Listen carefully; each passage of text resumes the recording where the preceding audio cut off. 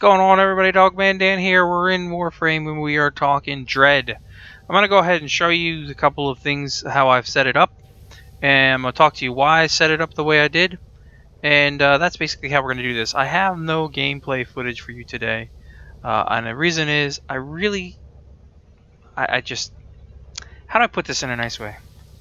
I really don't want to hear people tell me how I am on this bow, whether I'm good or bad, or, oh, you can't do this, you can't aim, you missed there, you suck there. So, for everybody that asks me what my build and setup is on it, this is what we're going to do.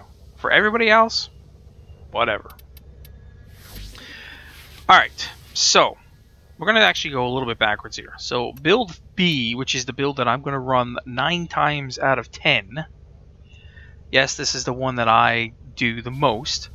It's pretty simple and it's fun. Alright, we're going Serration Split Chamber. Of course, Split Chamber gives us our multi-shot. We're running with Thunderbolt. Love the Thunderbolt mod and that extra 30% chance to explode. Great on crowd control when you got a group of enemies all together. And when you're sniping from far away, it's even better because they don't know that you're there if they're unalerted. And this works out wonders. We've got Shred in here for additional fire rate and punch through. And we'll talk about that punch through here. So the punch through is for when I'm aiming or shooting from the hip, I should say. Not when it's charged. When you've charged the bow, fully charged, it's got punch through on it as an innate punch through. When you're not charging, you're just kind of hitting it quick, then this is where the shred comes in, so you have that little bit of punch through there, basically, when you're aiming from the hip without charging, okay? Nice to have. And always be careful with the Thunderbolt. If you get too close, you could damage yourself. Now, Point Strike, Vital Sense, Hammer Shot are all going to add here in for the critical. So 125% critical, which means we're getting red crits. We got a 5.6 multiplier, really nice multiplier out of it. And we're getting a 46% status chance, which means our nice, beautiful slash damage that we're doing here is also going to proc bleed when they're not dead. But they're dead, again, 9 times out of 10. But when they're not dead, they're going to get some nice bleed proc out of it. And that's also why we add in the Fanged Fusillade, because this is such a high direct slash damage. It doesn't really have much for impact and puncture, but it does have a little bit of everything on it. Now, a couple things you could do before I show you the other build here.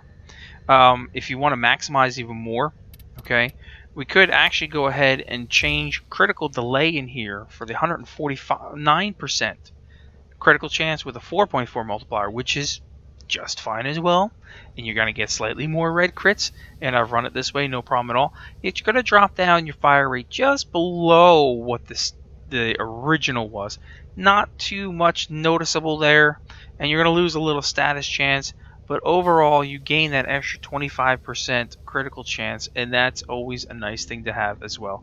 So you can do that if you want to. Not necessary, but you can do that, and I have run it that way before, and it's a pretty nice thing to do.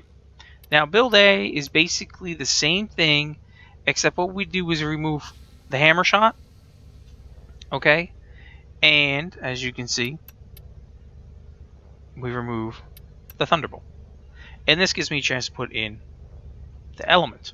Okay, so Serration, Split Chamber, Shred, Point Strike, Vital Sense, Fanged Fusillade, all same. Removed Hammer Shot, so we get the slightly lower critical multiplier, but we're still doing good damage.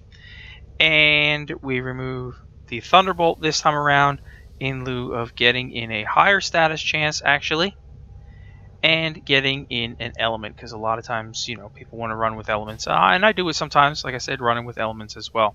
So, and what this also offers us is the opportunity to quick swap elements as well. So, as you can see, we got thermite rounds, high voltage on.